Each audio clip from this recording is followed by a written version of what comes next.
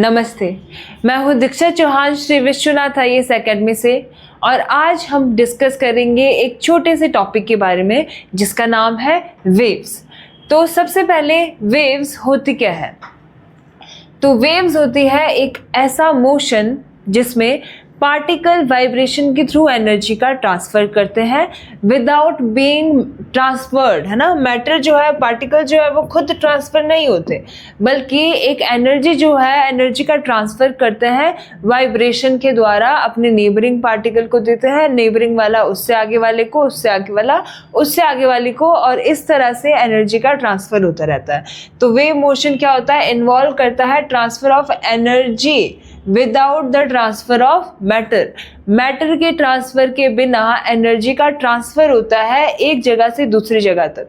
अगर हम simple terms में बात करें तो वेव क्या होती है? एक डिस्टर्बेंस होती है जो ट्रैवल करती है थ्रू द मीडियम, एक मीडियम के थ्रू ट्रैवल करती है वेव्स इस तरह से, जिसमें ट्रांसफ़र होता है एनर्जी का एक जगह से दूसरी जगह तक, जिसमें मैटर का ट्रांसफ़र नहीं होता, पार्टिकल्स का खुद ट्रांसफ़र नहीं होता, वो बस वाइब्रेट करते हैं अपनी पोजीशन पे, उससे नेक्स्ट वाला उस वाइब्रेशन से वाइब्रेट करता है, उससे नेक्स्ट वाला उस वाइब्रेशन से वाइब्रेट करता है, और इस तरह से वही वाइब्रेशन एनर्जी की फॉर्म में एक जगह से, एक लोकेशन से दूसरी लोकेशन तक ट्रैवल कर जाती है। एग्जाम्पल क्या है वेव्स के? साउंड वेव हो गई एयर में, लाइट वेव हो गई, ripples on the surface of water. अगर पानी में आप तालाब में या नदी में कहीं पत्थर फेंकोगे तो आपको दिखेगी रिपल्स जैसी, है ना, निकलते हुए इस तरह से। जहाँ पे आपने पत्थर फेंका वहाँ से ऐसे रिपल्स दिखेगी आपको, ऐसे गोल गोल वेव्स दिखेगी बनती हुई, उनको बोलता है ripples on the surface of water. और आगे वेव्स ऑन स्ट्रेच स्ट्रिंग, एक स्ट्रिंग ले लो, एक रस्सी ले लो, चाहे रस्सी को इस तरह से अगर आप करोगे तो वहाँ पे भी आपको एक क्या दिखेगी? एक वेव दिखेगी जाते हुए, ठीक है। और एक स्ट्रेच्ड स्ट्रिंग होगी अगर, है ना, एक रस्सी होगी थोड़ी स्ट्रेच करी हुई, उसको भी आप हिलाओगे तो उस पर भी आपको वेव्स दिखेगी। तो यही होता है वेव्स, है ना, जिसमें एनर्जी का ट्रांसफ़र होता है, मैटर का ट्रांसफ़र नहीं होता। अब वेव्स के कुछ कैरेक्टरिस्टिक्स होते हैं, ठीक है, इंपॉर्टेंट कैरेक्टरिस्टिक्स होते हैं कुछ वेव के। जैसे सबसे पहले जिसमें है वेवलेंथ। वेवलेंथ क्या होता है? लैम्डा, मतलब लैम्डा होता है the distance between two consecutive crest and trough. अब पहले क्रेस्ट और ट्रफ क्या हुआ? अगर वेव इस तरह से ट्रेवल कर रही है, इस तरह से पास कर रही है, तो ये जो नीचे जा रही है, नीचे वाला जो एम्पलीट्यूड है, नीचे वाली डायरेक्शन में जो जाता है, इसे बोलते हैं ट्रफ। और जो ऊपर जाती है वेव, इसे बोलते हैं क्रेस्ट। तो ये होता है क्रेस्ट और ये नीचे वाले होता है ट्रफ। तो दो कॉन्जिक्यूटिव मतलब लगातार आने वाले जो क्रेस्ट होंगे, ये वाला और ये वाला, इसके बीच का जो डिस्टेंस है इसे बोलते हैं वेवलेंथ, जिसको कि लैम्डा एक ग्रीक लेटर है उससे डिनोट करते हैं। और दो कॉन्जिक्यूटिव ट्रफ होंगे, ये और ये, इनके बीच का जो डिस्टेंस होगा इसे भी बोलेंगे वेवलेंथ। तो वेवलेंथ क्या हुआ? It is the minimum distance between two consecutive crest and two consecutive trough, वो बोलेंगे कि वो होता है वेवलेंथ आपके पास, ठीक है। फिर एम्पलीट्यूड है। एम्पलीट्यूड क्या होता है? एम्पलीट्यूड होता है maximum distance travelled by particle from its mean position. अपनी मेन पोजीशन से, मेन पोजीशन मतलब जहाँ पे ये था पहले, जहाँ पे रेस्ट पे था पार्टिकल, वहाँ से उसने अब मैक्सिमम कितना डिस्टेंस चला, तो ये होगा एम्पलीट्यूड। यहाँ से यहाँ तक का डिस्टेंस, वैसे ही यहाँ से यहाँ तक का मैक्सिमम डिस्टेंस, ये भी तो एम्पलीट्यूड ही है, ये सेम होगा।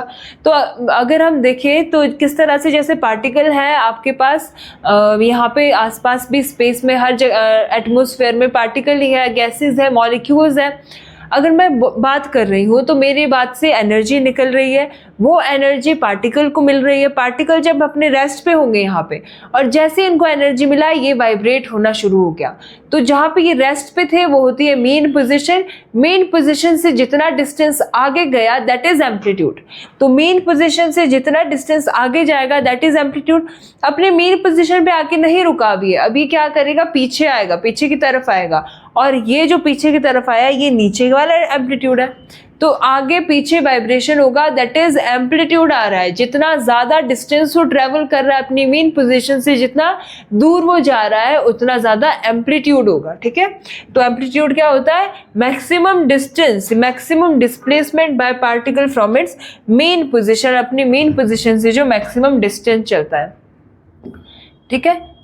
अच्छा, फ्रीक्वेंसी क्या होती है? अब तो फ्रीक्वेंसी होती है, अगर हम जनरल लैंग्वेज में भी बात करें तो हम बोलते हैं ना, कोई काम आप कितना फ्रिक्वेंटली कहीं पे जा रहे हो, कितना फ्रिक्वेंटली कोई काम कर रहे हो आप, है ना, तो वो होता है फ्रीक्वेंसी। तो फ्रीक्वेंसी का मतलब है number of complete vibration from cycle produce पर सेकेंड। एक सेकेंड में कितने नंबर ऑफ वाइब्रेशन कंप्लीट किए जा रहे हैं वेव के द्वारा, उसे हम बोलते हैं फ्रीक्वेंसी वेव की, ठीक है। तो फ्रीक्वेंसी क्या होगी? एक सेकेंड के अंदर जितने साइकिल कंप्लीट किए, जितने वाइब्रेशन, एक कंप्लीट वाइब्रेशन कैसे होता है इसको समझते हैं पेंडुलम का एग्जांपल से पहले। पेंडुलम लो एक बार, ये इसकी होगी मेन पोजीशन, जहां पे ये रेस्ट पे होगा, ये इसकी होगी मेन पोजीशन। अब आपने फोर्स लगाया इस पे, ये एक एम्पलीट्यूड तक गया, यहाँ तक गया ये मान लो, ठीक है। तो जहाँ तक ये जाता है ऊपर उसे बोलते हैं एम्पलीट्यूड। तो ये यहाँ से यहाँ गया पहले, फिर यहाँ से ये वापस आया अपनी मेन पोजीशन पे, ठीक है। अभी एक चक्कर पूरा नहीं हुआ, अभी एक वाइब्रेशन पूरा नहीं हुआ। अब क्या हुआ? ये यहाँ पे नहीं रुका, ये ऑपोजिट डायरेक्शन में भी आया, ऑपोजिट डायरेक्शन में आएगा, इधर आके रुकेगा, इधर आके थोड़ी देर रुकेगा, फिर वापस आएगा मेन पोजीशन पे, और ये हुआ एक वाइब्रेशन पूरा। तो मेन पोजीशन से मैक्सिमम, फिर वापस मेन, फिर दूसरी मैक्सिमम, दूसरी डायरेक्शन वाला मैक्सिमम, फिर वापस मेन, ये एक वाइब्रेशन पूरा हुआ, ऐसे ऐसे ऐसे और इस तरह से, है ना। तो जब मेन पोजीशन पे था तो ये भी मान लो, यहाँ से शुरू करते हैं, अगर ये भी मान लो मेन पोजीशन पे था, फिर ये मैक्सिमम एम्पलीट्यूड पे गया, फिर ये भी मैक्सिमम एम्पलीट्यूड पे गया यहाँ पे, फिर ये वापस मेन पोजीशन पे आया, फिर ये भी मेन पोजीशन पे वापस आया, फिर ये यहाँ से ऑपोजिट डायरेक्शन में आया, ये भी ऑपोजिट डायरेक्शन वाली मैक्सिमम पे आया, और ये वापस मेन पे आया, ये भी वापस मेन पे आया। तो दैट इज वन साइकिल और one vibration completed by wave. और यही होता है अगर हम किसी भी, अगर मैं पार्टिकल का मोशन ले लूँ, पार्टिकल मेन पोजीशन पे है, आगे जाएगा, पीछे आएगा, पीछे आएगा, वापस मेन पोजीशन पे आएगा, तो ऐसा ही वेव बनेगा, ठीक है। तो ये फ्रीक्वेंसी, वाइब्रेशन क्या होती है? वाइब्रेशन होती है जो अपनी मेन पोजीशन से एक बार एक्सट्रीम पे गया, वापस मेन पोजीशन पे, फिर दूसरी डायरेक्शन वाले एक्सट्रीम पे जाके वापस मेन पोजीशन पे आएगा, दैट इज वन वाइब्रेशन। और फ्रीक्वेंसी क्या होगा? फ्रीक्वेंसी होगा ऐसी ऐसी कितनी वाइब्रेशन कंप्लीट करी गई है किसी भी वेव के द्वारा एक सेकंड के अंदर। तो frequency is number, maximum number of vibration completed या फिर साइकिल प्रोड्यूस पर सेकंड, ठीक है। वेव ने एक सेकंड में कितने कंप्लीट किए, और इसको हम फ्रीक्वेंसी या तो एफ से लिखते हैं या फिर म्यू, म्यू होता है ये वाला ग्रीक लेटर, इससे लिखते हैं। और इसको किस एसआई यूनिट से हम डिनोट करते हैं? इसको करते हैं हर्ट्ज से, है ना। हर्ट्ज इसकी एसआई यूनिट है फ्रीक्वेंसी की। टाइम पीरियड क्या होता है? टाइम पीरियड होता है इस एक वाइब्रेशन को कंप्लीट करने के लिए लिया गया समय, बस। तो टाइम पीरियड क्या होता है? Time taken by the wave to complete one vibration या वन साइकिल को कंप्लीट करने के लिए कितना टाइम लिया गया है, that is time period, capital T. आपको मालूम है इसका ऐसा यूनिट होगा सेकंड, टाइम पीरियड का। फिर वेव वेलोसिटी, वेलोसिटी क्या होती है? Speed at which wave travel through the medium, medium के थ्रू कितनी स्पीड से जा रही है। अभी कैसे निकालते हैं? हमने साउंड में भी ये पढ़ा था, जब हमने साउंड वेव की बात की थी तो उसमें भी हमने ये पढ़ा था। अगर आपने नहीं देखा तो आप जाके वो वीडियो चेकआउट कर सकते हो, साउंड चैप्टर जो हम इससे प्रीवियस पढ़ चुके हैं। तो उसमें क्या हुआ था? Velocity equals to distance upon time होता है, मालूम है। डिस्टेंस क्या है इसमें? वेव लेंथ है ना, लेंथ ही तो डिस्टेंस है, तो वेव लेंथ होगा यहाँ से यहाँ तक का डिस्टेंस, दैट इज लैम्डा। तो डिस्टेंस हुआ लैम्डा और टाइम हुआ टाइम पीरियड, कैपिटल टी। तो डिस्टेंस लैम्डा और कैपिटल टी। तो v क्या हो गया? v को हम ऐसे लिख सकते हो, लैम्डा इंटू 1/t। 1/t का भी यही मतलब है ना, अगर इसके अपॉन में अगर साइड में 1/2t निकाल के रख दूं। अब एक रिलेशन होता है फ्रीक्वेंसी और टाइम पीरियड के बीच में, फ्रीक्वेंसी और टाइम पीरियड के बीच में रिलेशन होता है कि फ्रीक्वेंसी टाइम पीरियड के इनवर्सली प्रोपोर्शनल होती है। अगर फ्रीक्वेंसी बढ़ेगी टाइम पीरियड घटेगा, टाइम पीरियड बढ़ेगा फ्रीक्वेंसी घटेगी। किस तरह से, इसको समझो। अगर ये मान लो कोई फ्रीक्वेंसी है ना, ये ज्यादा फ्रीक्वेंसी है ना, एक दूसरे के नजदीक नजदीक है वेव, और ये वाली कम फ्रीक्वेंसी वाली वेव है, ठीक है। तो यहां से यहां तक एक साइकिल कंप्लीट हुआ है, एक यहां तक नहीं, सॉरी, यहां से यहां तक तो एक रेवोल्यूशन कंप्लीट, यहां से यहां तक जाएगा, फिर ऐसे गया, फिर इस तरह से गया, और इसमें एक साइकिल कैसे कंप्लीट हुआ, यहां तक कंप्लीट हुआ। और दूसरी वाली दोनों वेव को देखेंगे, दोनों वेव को देखेंगे अगर, तो एक साइकिल यहाँ से यहाँ तक कंप्लीट हुआ तो इसकी फ्रीक्वेंसी 1 हुई और टाइम पीरियड भी इसका 1 हो गया यहाँ पे, है ना, क्योंकि यहाँ से यहाँ तक एक टाइम पीरियड में इसने कंप्लीट किया। यहाँ पे टाइम तो यहाँ पे भी सेम ही रहा होगा, पर फ्रीक्वेंसी कितनी है यहाँ पे देखो, इसका टाइम पीरियड कैसा है, इसका टाइम पीरियड यहाँ तक 1 है, इसके तो एक यही कंप्लीट हो गया है ना, पर इसका एक यहाँ पे कंप्लीट हो गया, तो टाइम पीरियड यहाँ पे कम है, टाइम पीरियड कम है, यहाँ पे टाइम पीरियड यहाँ पे जाके 1 हो रहा है, तो टाइम पीरियड कम होगा अगर फ्रीक्वेंसी ज्यादा होगी। इसकी फ्रीक्वेंसी बहुत ज्यादा है ना, देखो कितनी इसने साइकिल कंप्लीट की, 1 2 3 और 3.5, तो 3.5 इसने कंप्लीट की और इसने एक ही कंप्लीट की, तो फ्रीक्वेंसी देखो इसकी कितनी ज्यादा है और टाइम पीरियड इसका कम है क्योंकि यहाँ पे आके ये पूरा कर रहा है एक, और इसका टाइम पीरियड ज्यादा है क्योंकि बाद में जाके ये एक सेकंड में इतना टाइम पीरियड में पूरा कर रहा है। तो जहाँ पे फ्रीक्वेंसी बढ़ेगी वहाँ टाइम पीरियड घटेगा, जहाँ टाइम पीरियड घटेगा वहाँ फ्रीक्वेंसी बढ़ेगी, तो एक दूसरे के इन्वर्सली प्रोपोर्शनल होता है। तो इसको मैं यहाँ पे यूज कर सकती हूँ, velocity equals to lambda 1/t को मैं लिख सकती हूँ फ्रीक्वेंसी, और ये आ गया वेलोसिटी आपके पास।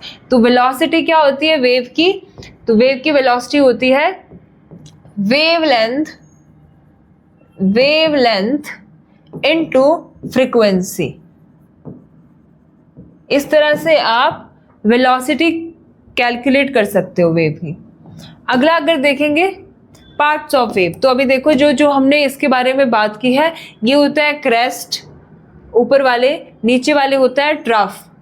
ये जो होता है ये होता है एम्पलीट्यूड, मैक्सिमम डिस्टेंस जो चला गया है फ्रॉम द मीन पोजीशन से जो मैक्सिमम डिस्टेंस ऊपर की ओर चला, मैक्सिमम डिस्टेंस नीचे की ओर चला, उसे बोलेंगे एम्पलीट्यूड ऑफ द वेव।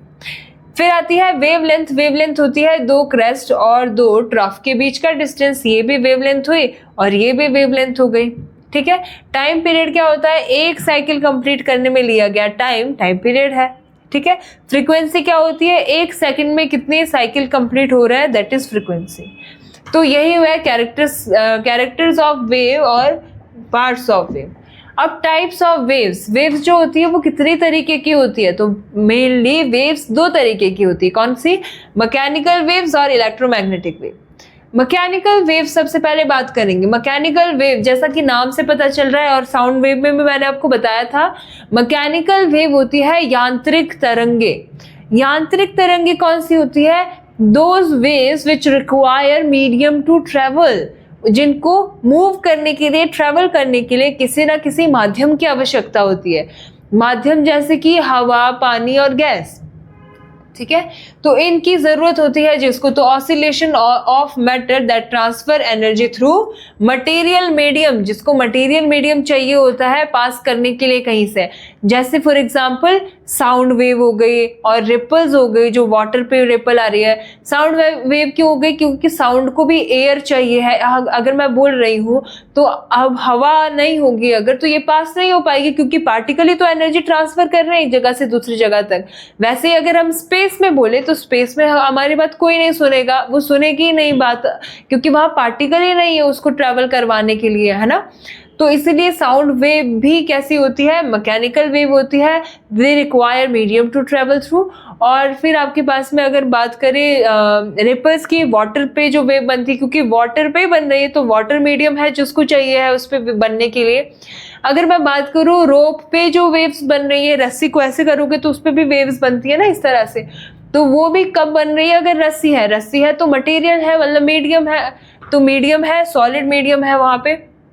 तो अगर ये नहीं होगा तो वो वेव्स नहीं बन सकती, तो इसीलिए वो वेव्स होगी मैकेनिकल वेव्स।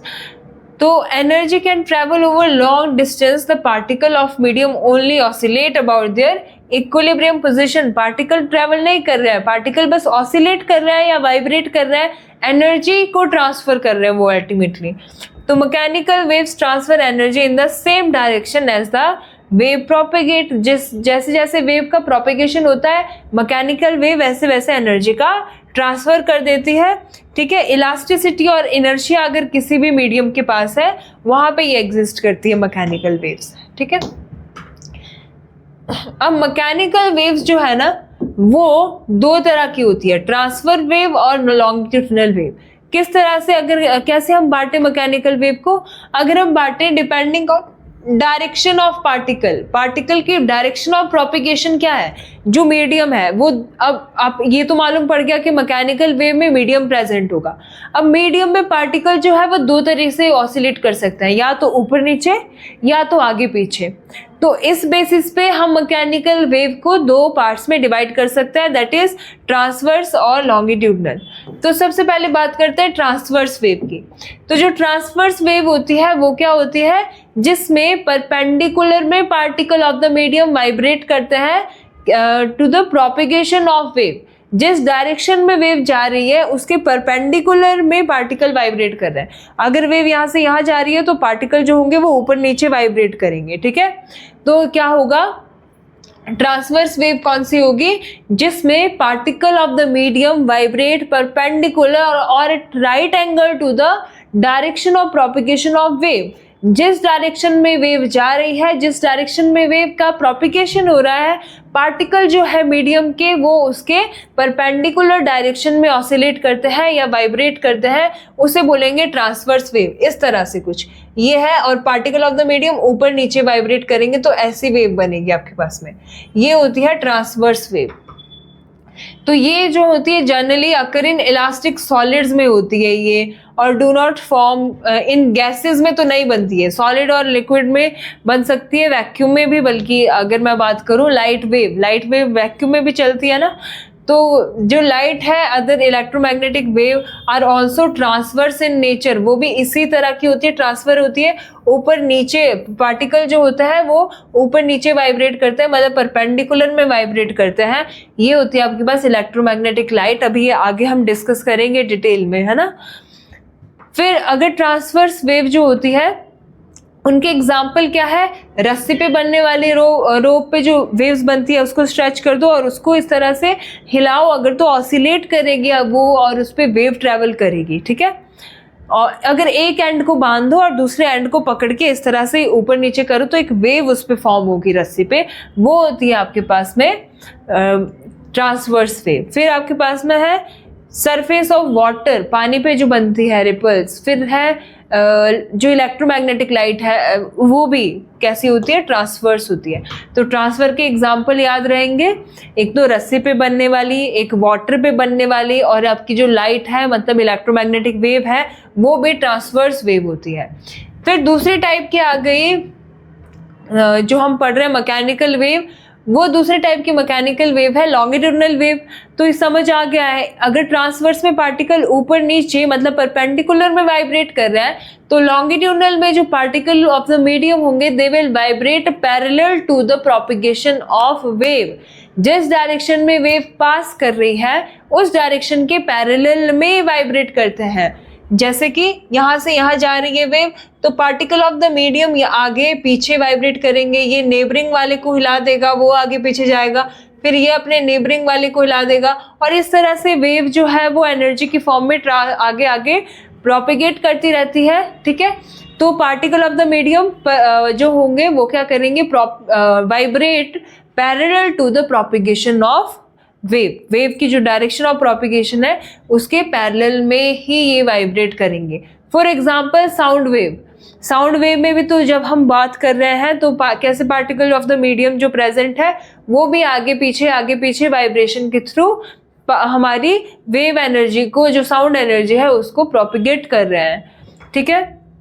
तो इसमें दो रीजन्स आते हैं, एक आता है हाई डेंसिटी का, एक आता है लो डेंसिटी का रीजन।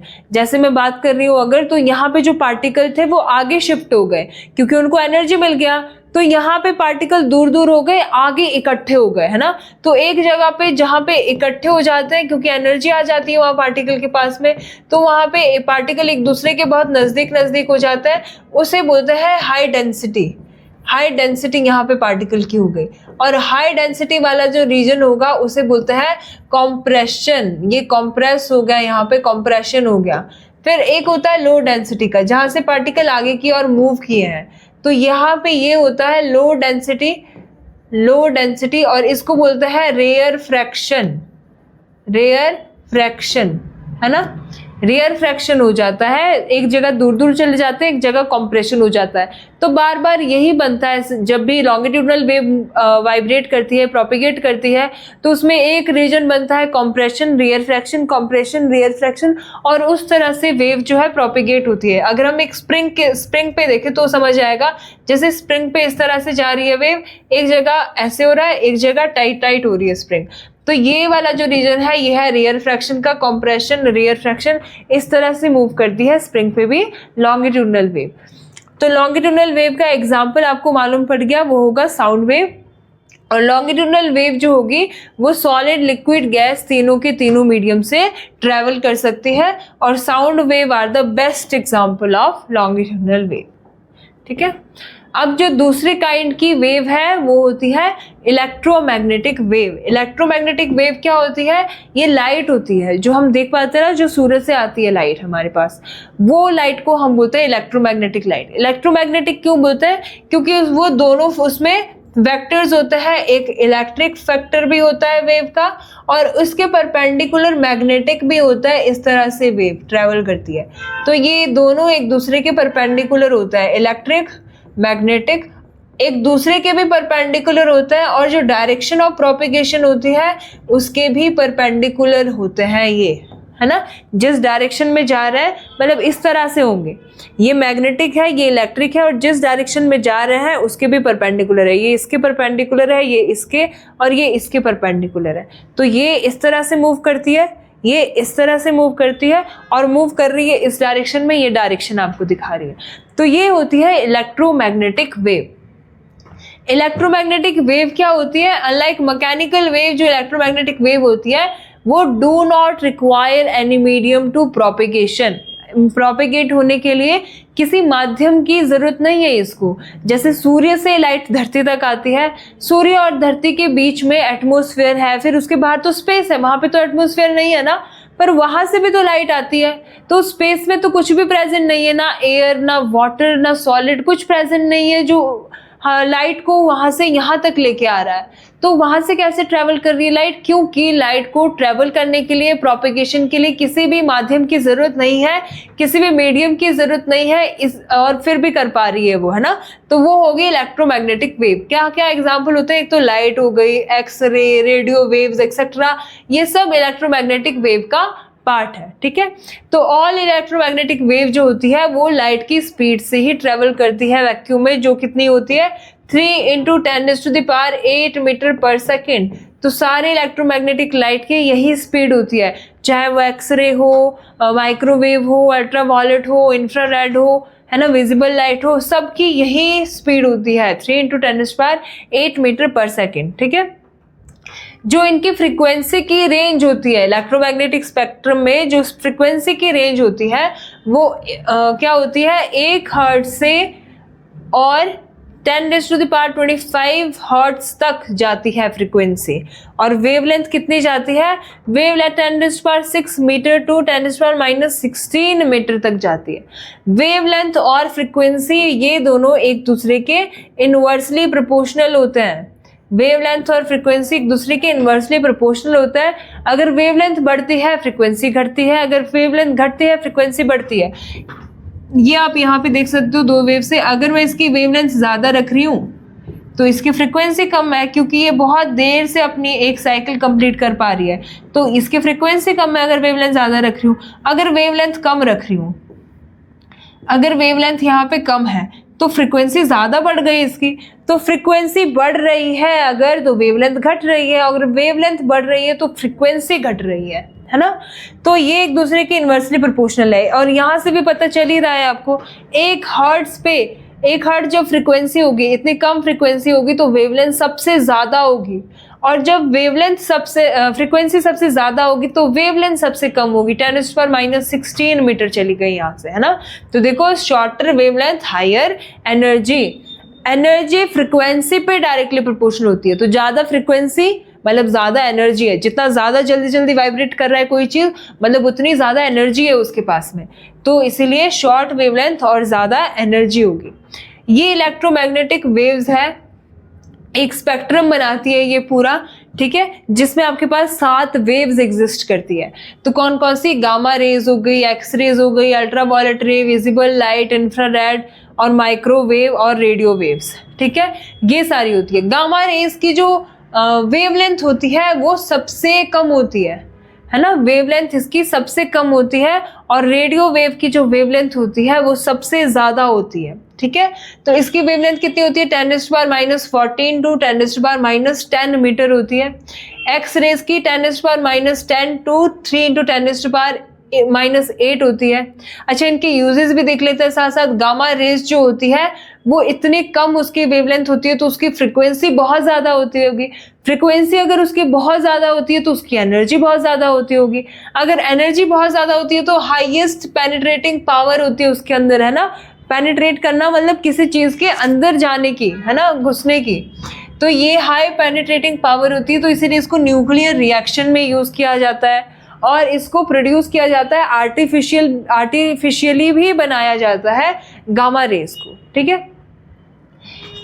एक्स रेज जो होती है वो 10⁻10 टू 3 × 10⁻8 के बीच में।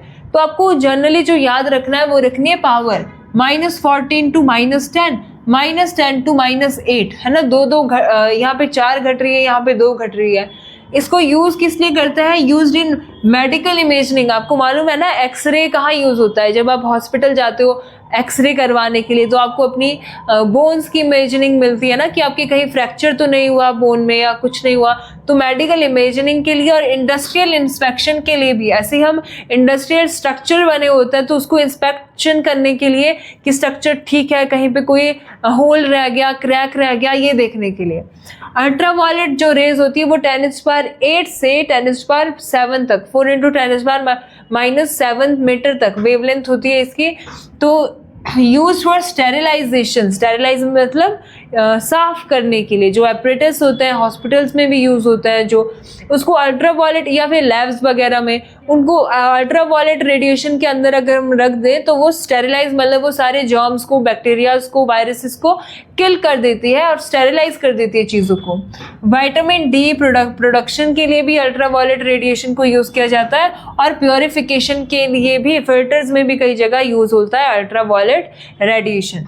विजिबल लाइट क्या कहाँ से कहाँ तक होती है? 4 × 10⁻7 से 7.8 × 10⁻7। देखो पावर सेम है, बस डिफरेंस ये 4 और 7 के बीच आ गया, एक 4 है एक 7.8 है। तो देखो बिल्कुल छोटा सा रेंज होता है ये विजिबल लाइट का, और इसका यूज़ क्या है? ह्यूमन विजन में, मतलब जो हम देख पा रहे हैं वो किस वजह से देख पा रहे हैं हम अपने आसपास? विजिबल लाइट की वजह से। तो इतना सा स्पेक्ट्रम में पूरा विजिबल लाइट जो होता है उसका बिल्कुल छोटा सा पार्ट होता है, जैसे यहाँ पे दिख रहा होगा, ये बिल्कुल छोटा सा रेंज होती है, ये विजिबल लाइट में आती है ना, जिसकी वजह से हम देख पाते हैं।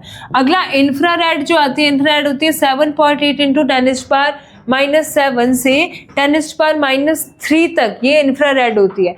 इंफ्रारेड का काम होता है एक तरह से हीटिंग इफेक्ट देना, है ना, तो कॉज हीटिंग इफेक्ट देता है ये। इसको रिमोट कंट्रोल में भी यूज़ किया जाता है, यूज्ड इन रिमोट कंट्रोल, और थर्मल इमेजिनिंग में भी इसको यूज़ किया जाता है। जैसे सोलर पावर प्लांट्स होता है, सोलर सिस्टम, पॉली हाउस होता है, उसमें क्या होता है, जो लाइट होती है वो अंदर आके इंफ्रारेड जो होती है उसी में ट्रैप हो जाती है, जिसकी वजह से हीट बढ़ जाती है उसके अंदर। तो हीटिंग इफेक्ट एक तरह से देता है और रिमोट कंट्रोल में यूज़ होता है, ये याद रखना है। माइक्रोवेव होती है 10⁻³ से 1 मीटर तक, है ना। और इसको यूज किस में किया जाता है, रेडार में भी यूज किया जाता है इसको। नाइट विजन कैमराज में, जिन कैमराज में रात को देख पाते हैं, कैमराज जो होते हैं, कुछ सीसीटीवी कैमराज भी जो अंधेरे में देख पाता है, वो क्या करते हैं, माइक्रोवेव्स को इमिट करता है, जिसकी वजह से उनको वो विजन आ जाता है, देख पाता है। और टेलीकम्युनिकेशन में भी इसको यूज किया जाता है, जो माइक्रोवेव्स होती है, ठीक है। रेडियो वेव्स सबसे बड़ी वेवलेंथ होती है, इसकी सबसे बड़ी वेवलेंथ होती है, तो सबसे ज़्यादा दूर तक भी ये ट्रेवल कर सकती है। सबसे ज़्यादा वेवलेंथ कितनी है, 1 से लेके 10⁻⁴ मीटर तक इसकी जाती है वेवलेंथ। और इसको रेडियो में, क्योंकि नाम ही रेडियो वेव्स है, तो रेडियो में, कम्युनिकेशन में, टेलीविजन में, सैटेलाइट ट्रांसमिशन में, ठीक है, इन सभी चीज़ों में हम रेडियो वेव्स को यूज़ करते हैं, ठीक है। तो ये है इलेक्ट्रोमैग्नेटिक वेव्स, बहुत इंपॉर्टेंट है, आपको इनकी वेवलेंथ की रेंज मालूम होनी चाहिए और एप्लीकेशंस इंपॉर्टेंट है ना। तो ये आपको मालूम होना चाहिए। जैसा कि आपको मालूम है, हम प्रीवियसली वेव्स चैप्टर के बारे में पढ़ चुके हैं, तो जिन्होंने वो चैप्टर नहीं देखा पहले वो जाके देख लें। आज हम बात करेंगे उसी चैप्टर से PYQs जो बने हैं उसके बाद उनको डिस्कस करेंगे। तो प्रीवियसली जो क्वेश्चन पूछे गए हैं वेव से, वो आज के लेक्चर में हम डिस्कस करने वाले हैं, जिसमें पहला क्वेश्चन है, विच of the following is mechanical wave. Mechanical wave क्या हमने बात की थी, कौन सी होती है, यानी यांत्रिक तरंग। यांत्रिक तरंग मतलब जिसको एक जगह से दूसरी जगह तक ट्रेवल करने के लिए किसी भी माध्यम की जरूरत होती है, मीडियम की जरूरत होती है। पार्टिकल्स जो होते हैं वो उनके वाइब्रेशन की वजह से एनर्जी का ट्रांसफर होता है, वो अपने नेबरिंग वाले पार्टिकल को देता है, वो नेबरिंग वाले को देता है, और इस तरह से एनर्जी का ट्रांसफर हो जाता है एक पार्टिकल से दूसरे पार्टिकल में, और वो एनर्जी प्रोपिगेट हो जाती है किसी डायरेक्शन में। तो उसे बोलते हैं मैकेनिकल वेव, जिसमें मीडियम की रिक्वायरमेंट होती है। अगर हम बात करें क्या रेडियो वेव को रिक्वायरमेंट की मीडियम की जरूरत होती है, नहीं, क्योंकि radio waves are the part of electromagnetic wave. Electromagnetic wave का एक स्पेक्ट्रम में जब हमने देखा इलेक्ट्रोमैग्नेटिक वेव को तोड़ के, तो उसमें रेडियो वेव भी था। तो रेडियो वेव को नहीं होती है, लाइट वेव को नहीं होती है, ये भी क्योंकि उसी का स्पेक्ट्रम का ही पार्ट है। एक्स रेज को नहीं होती है। साउंड वेव को जाने के लिए किसी ना किसी माध्यम की जरूरत होती है, तो इसलिए साउंड वेव जो होती है वो कैसी होती है, मैकेनिकल वेव होती है। लॉन्गिट्यूडनल वेव कौन सी है, इनमें से एग्जाम्पल आपको बताना है। तो लॉन्गिट्यूडनल वेव क्या होती है, जिसमें पार्टिकल प्रोपिगेट करते हैं पैरेलल में, जिस डायरेक्शन में जा रही है वेव उसी डायरेक्शन के पैरेलल में वाइब्रेट करेंगे पार्टिकल्स। तो पैरेलल में वाइब्रेट किस में करें, देखो हमने दो तरह की वेव डिस्कस की है, एक लॉन्गिट्यूडनल वेव जिसमें पार्टिकल जो है वो पैरेलल में वाइब्रेट करते हैं प्रोपिगेशन के, और यहाँ पे प्रोपिगेशन के अगर परपेंडिकुलर में वाइब्रेट कर रहे हैं पार्टिकल तो वो होगी ट्रांसवर्स वेव।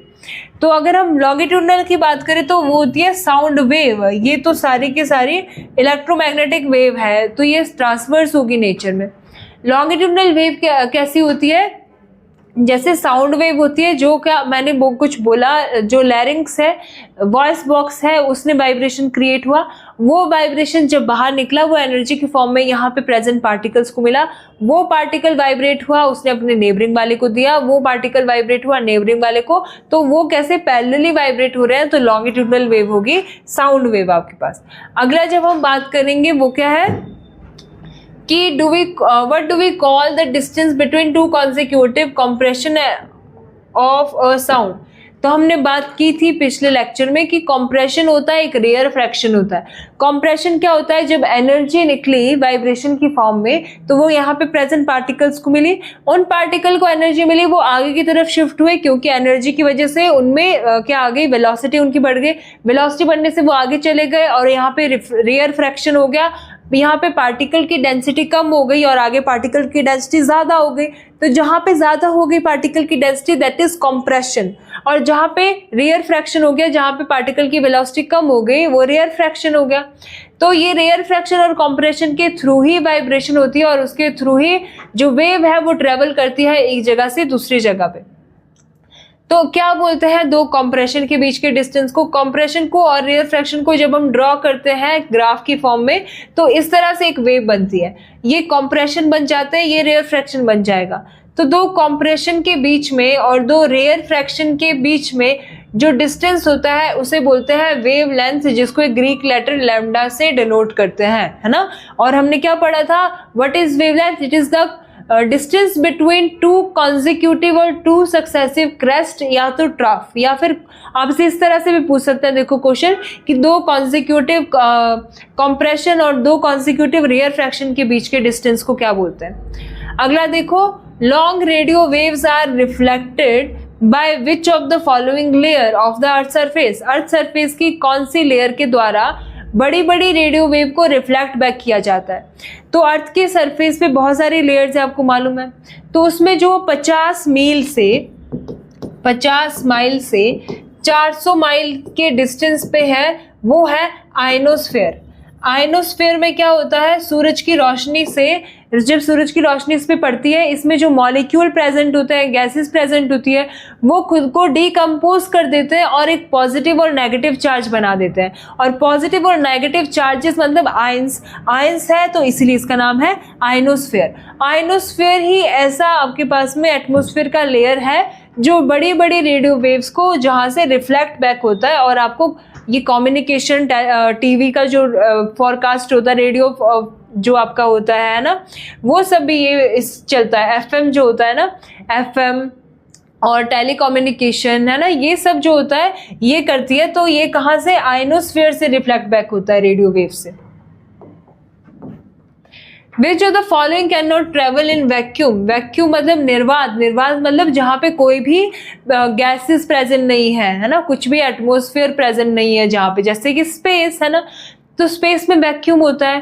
तो आपको बोला है कि कौन सी इनमें से पास नहीं कर सकती है, तो लाइट पास कर सकती है स्पेस के थ्रू, है ना, वहीं से तो आ रही है यहाँ तक लाइट। हीट, देखो अब हीट दो तरीके से जाती है, एक तो जाती है वो पार्टिकल एनर्जी की फॉर्म में, पार्टिकल टू पार्टिकल, है ना, एक जाती है वो रेडिएशन की फॉर्म में। तो तीन तरीके से हीट का ट्रांसफर होता है। एक होता है कंडक्शन होता है जो दो मीडियम एक दूसरे को फिजिकली टच में हो अगर एक दूसरे के, और यहाँ से जा रही है हीट और इसके पास जा रही है हीट, तो एनर्जी का ट्रांसफर ऐसे होगा, तो उसे बोलेंगे कंडक्शन। अगर एक दूसरे को टच करके फिजिकली, तो आपके पास में हीट का ट्रांसफर हो रहा है। जैसे आग, अगर बर्तन पे आग लगा रहे हो तो हीट ट्रांसफर हो रही है। अगर आप कुछ अपने लोहे की चीज़ कहीं गर्म उस पर रख दी, है ना, तो वो गर्म आपको हाथ तक पीछे आती जाएगी वो गर्मी, तो वो क्या हो रहा है, वो कंडक्शन हो रहा है एक तरह से फिजिकल उसमें, है ना। फिर कन्वेक्शन में भी पार्टिकल की जरूरत होती है। कन्वेक्शन क्या होता है, जैसे गर्म हवा है, ऊपर ठंडी हवा है, तो ठंडी हवा कैसी होती है, भारी होती है, तो नीचे आ जाएगी, ये ऊपर चली जाएगी, जिसकी वजह से क्या होता है, जो आपकी गर्म क्या है, एक जगह से दूसरी जगह जा रहा है ना। जैसे आग मान लो आपके पास जली है, कहीं आग जली है, आग के नजदीक वाले पार्टिकल गर्म हो जाते हैं, ये ऊपर की ओर चले जाते हैं क्योंकि लाइट हो जाते हैं, और ठंडे वाले नीचे की ओर आ जाते हैं। तो ये ऊपर जाके आप हाथ सेकते हो दूर से, तो आपको वो गर्मी लगती है। तो हीट का ट्रांसफर एक तरह से पार्टिकल के थ्रू भी हो रहा है विदाउट टचिंग। आपने कुछ टच नहीं किया, आपने हवा में रखे और पार्टिकल आपके पास लेके जा रही है।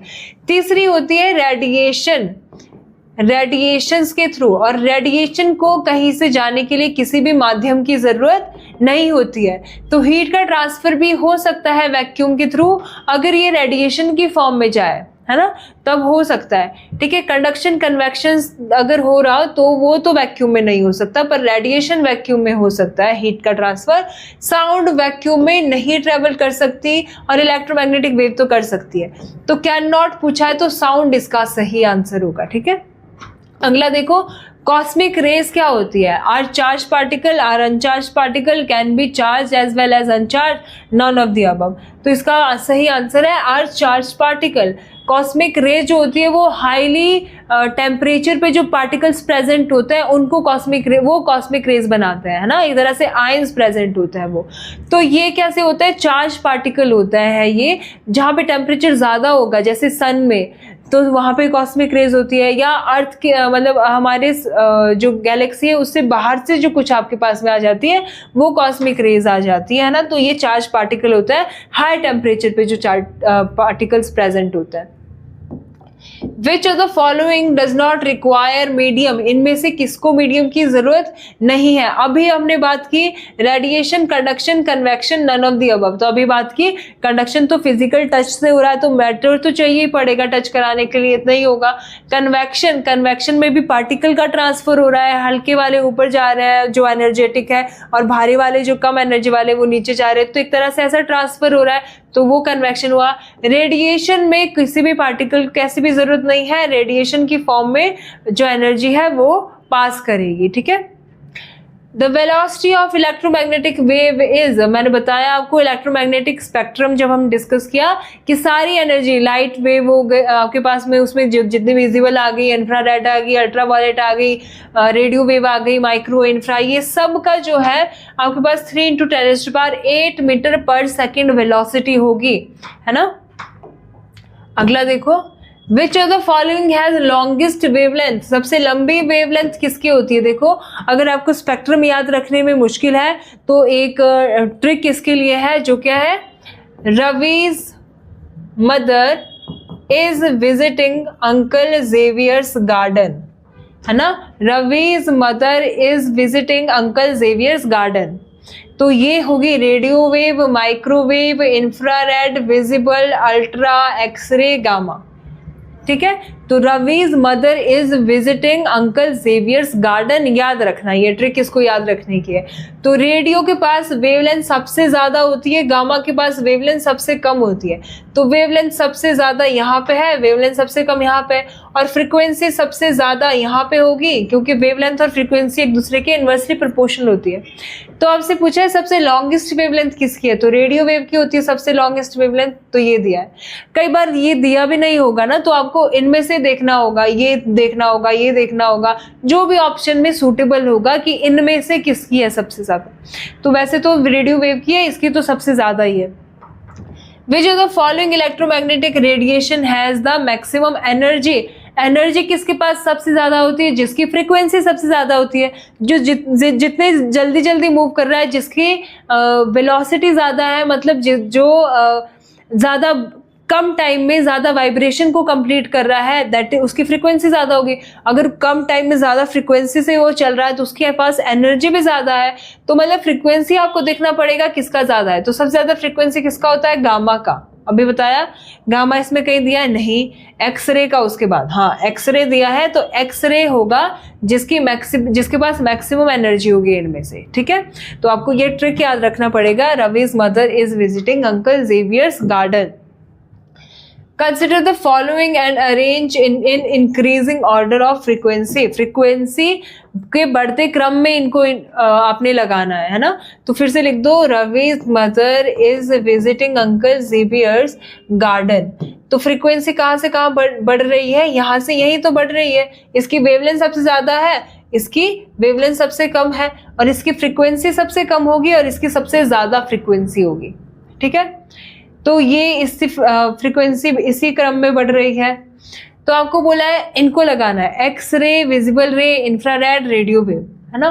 तो रेडियो वेव सबसे पहले आ गया, सबसे छोटा है, इंक्रीजिंग ऑर्डर में लगाना है ना, तो सबसे छोटा, उसके बाद माइक्रो नहीं है, इंफ्रा है, तो तीसरा, उसके बाद आ गया इंफ्रा, आ गया उसके बाद, तो सबसे पहले फोर्थ आ गया, फिर आ गया थर्ड, फिर विजिबल आ गया,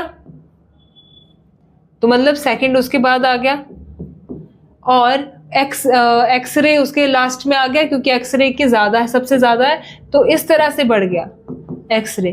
तो fourth, third, second, first, fourth, third, second, first, option number D इसका सही आंसर हो गया, ठीक है।